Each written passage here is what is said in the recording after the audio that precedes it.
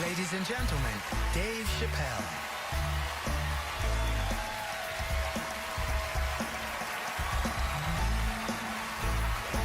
Thank you. Oh boy, I'm very nervous. No pressure. During the civil rights movement, I can't read what's on the teleprompter. Some about black America and white America. There's black Americans and there's white Americans. We're all one America. So if you don't mind, this is not live, is it? I imagine whatever I say, you could just edit it out. Let's try it a few ways. Lou, are you in the booth? I am. All right, good. You know what, Lou? Let's just play around with it and see if we can get it right, get this clip package on, and then let me go home, all right? You got it. All right. Ready? All right, count me in. 5, 4, 3, 2, 1. Wu-Tang. I'm just with you, Lou. Let's do it again. We're gonna do it again. We'll get it right. Here we go, Dave. 5, 4, 3, 2.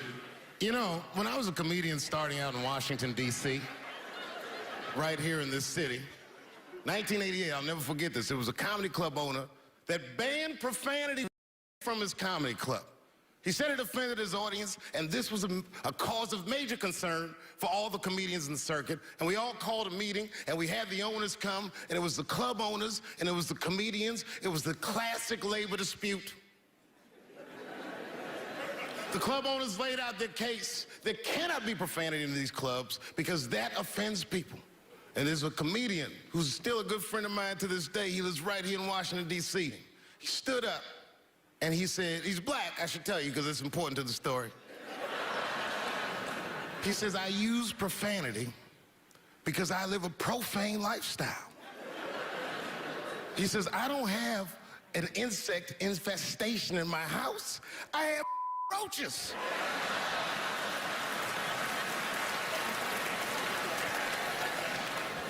My favorite comedians are like musicians, and the audience is their instrument. And the music they make is your laughter. And that's the laughter that I scored my entire life to. So now, some of my favorite American comedic composers. Thank you. When I lose my job, I lose my man. Treats me like a dog. He called me a dog. Yes, he did. What did he call me? An old dog. Sometimes I wished I was a dog and he was a tree. When you stop and think, football's a fair sport for my people. Only sport in the world a Negro can chase a white man and 40,000 people stand up and cheer him. See, in my neighborhood, the kids have a kind of a dubious reaction to that whole Santa Claus concept. They just don't believe that a white man will ride a reindeer through Harlem after midnight. In truth, white friend, it's you that all look alike.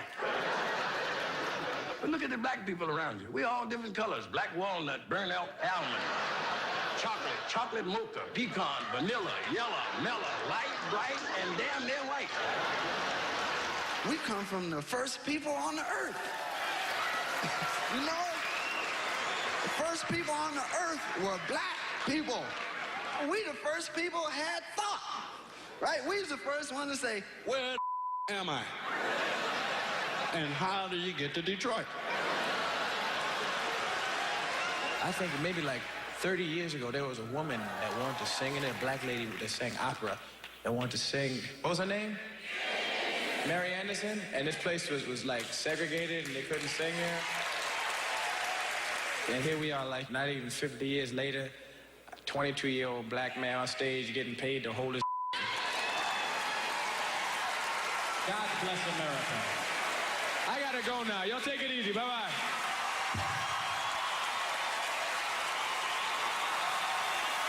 Janelle Monáe, Will Smith, Common, Gladys Knight, and John Legend when we continue.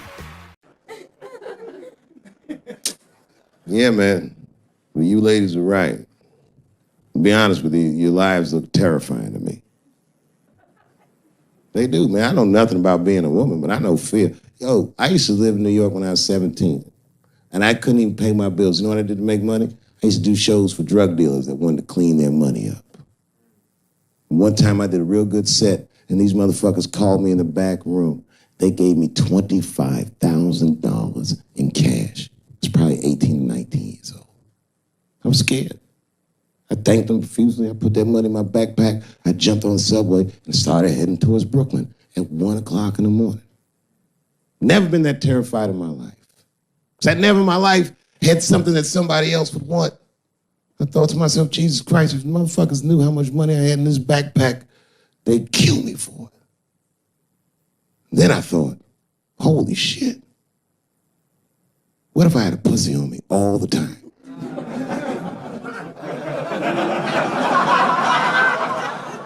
That's what women are dealing with. I'm gonna tell you right now. It's real talk. If them same drug dealers gave me a pussy and said, put this in your backpack and take it to Brooklyn, I'd be like, nigga, I can't accept this.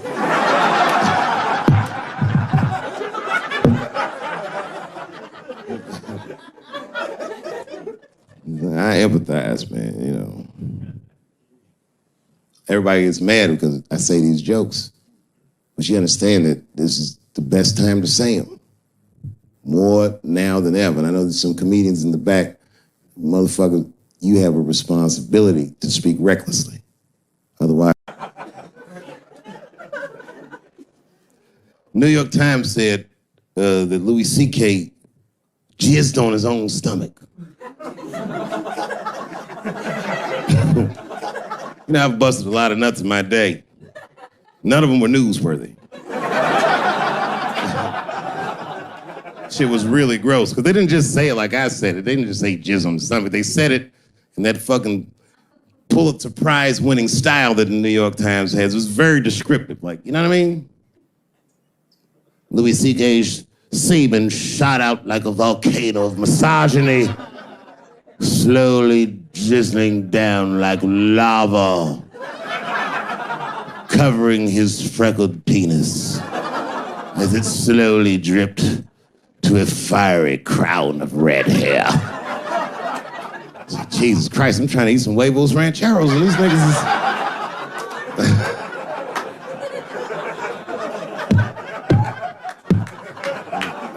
And you know, the tough part, being a comedian, knowing the motherfuckers, everybody comes up to me like, did you know?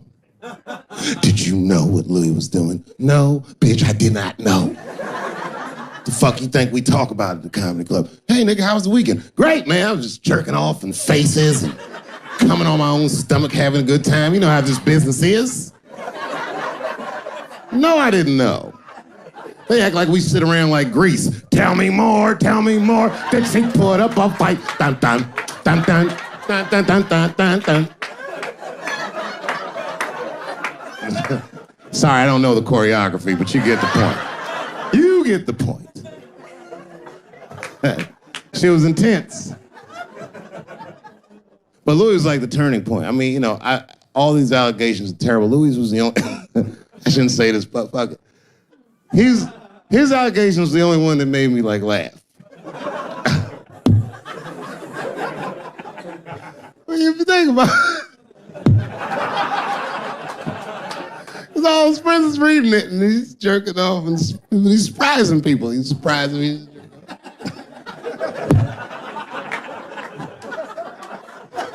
I just picture all the comics in comedy just reading it like, what?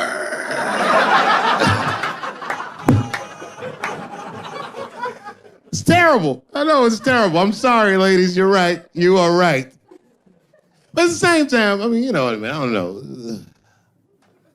Jesus Christ, they took everything from Louis. I was like, I don't know, it might be disproportionate. I can't tell. I can't tell. This is like where it's hard to be a man. One lady said, Louis C.K. masturbating in front of me ruined my comedy dreams. Word?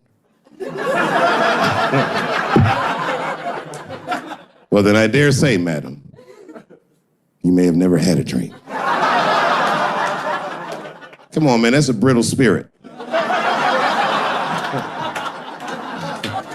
That is a brittle ass spirit, nigga. That shit is too much. This grown ass woman. You know what this shit is like? It's like COINTELPRO. You know what that is? It's a program that the FBI had under J. Edgar Hoover. In this program, one of the many things they did was they would track the sexual habits of anyone they considered an enemy of the state. It was a lip button. That's why they got all these fucking sex tapes with Martin Luther King fucking bitches. But lucky for us, he actually had a dream. You think if Louis C.K. jerked off in front of Dr. King, he'd be like, I can't continue this movement? I'm sorry, but the freedom of black people must be stopped. I didn't know this nigga was gonna pull his dick out and jerk off like this. I just thought we were gonna get a couple of drinks and chill. Show business is just harder than that. Them women sounding like, I hate to say it, y'all, they sound weak. I know it sounds fucked up, I'm not supposed to say that, but one of these ladies was like, Louis C.K. was masturbating while I was on the phone with him. Bitch, you don't know how to hang up a phone?